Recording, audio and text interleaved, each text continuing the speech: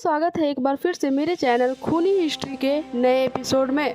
और आज मैं सुनाने वाली हूँ भूतिया हवेली का खौफनाक कहानी। तो दोस्तों, कहानी को आखिर तक जरूर सुनिएगा। चैनल पर अगर नए हैं तो चैनल को सब्सक्राइब कर लीजिएगा। तो चलिए कहानी शुरू करते हैं। गांव से कुछ दूर एक पुरानी सुनसान हवेली खड़ी थी, जिसे लोग चुड़ैल की हवेली कहते थे।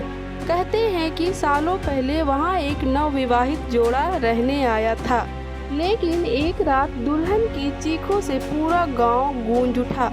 जब लोग हवेली पहुंचे तो देखा कि दुल्हन खून से लथपथ पड़ी थी और उसके पति का कोई पता नहीं था। तभी से हवेली वीरान हो गई और वहां जाने की हिम्मत किसी में नहीं थी। रवि एक साहसी युवक इन भूतिया कहानियों पर यकीन नहीं करता था। उसने अपने दोस्तों को चुनौती दी कि वह रात भर हवेली में रहकर दिखाएगा। दोस्तों ने उसे रोका, मगर वह नहीं माना। आधी रात को वह एक टॉर्च और एक कैमरा लेकर हवेली में घुस गया। हवेली के अंदर सन्नाटा था, सिर्फ हवा की सरसराहट और लकड़ियों की चरमराहट सुनाई दे रही थी। रवि ने चारों ओर देखा। दीवारों पर पुरानी तस्वीरें टंगी थी, जिनके चेहरे अजीब ढंग से उसे घूर रहे थे। अचानक एक खिड़की अपने आप बंद हो गई। रवि ने सोचा कि हवा का झोंका होगा। तभी उसे ऊपर से किसी के पैरों की आहट सुनाई दी।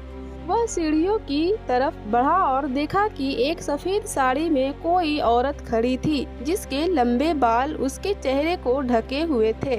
रवि के शरीर में झुरझुरी दौड़ गई। उसने हिम्मत जुटाकर पूछा, कौन हो तुम? लेकिन औरत ने कोई जवाब नहीं दिया।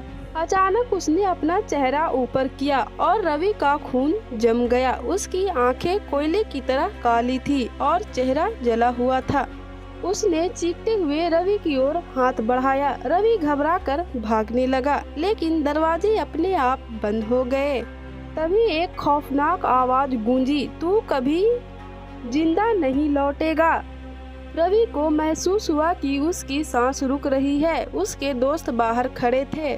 वे रवि की चीखें सुनकर दौड़े और दरवाजा तोड़ दिया। अंदर जाकर देखा तो रवि बेहोश पड़ा था। उसके गले पर किसी के नाखूनों के निशान थे। जब रवि को होश आया तो उसने रोते हुए बताया कि वह भूत सच में मौजूद था। उसके बाद से किसी ने भी उस हवेली में कदम रखने की हिम्मत नहीं की और फिर वह आज भी खौफ का दूसरा नाम बना हुआ है। तो दोस्तों, आज के एपिसोड में इतना ही। कहानी को अगर अभी तक लाइक नहीं किया तो लाइक और सब्सक्राइब कर लें। मेरी कहानी को यहाँ तक सुनने के लिए आपका धन्यवाद।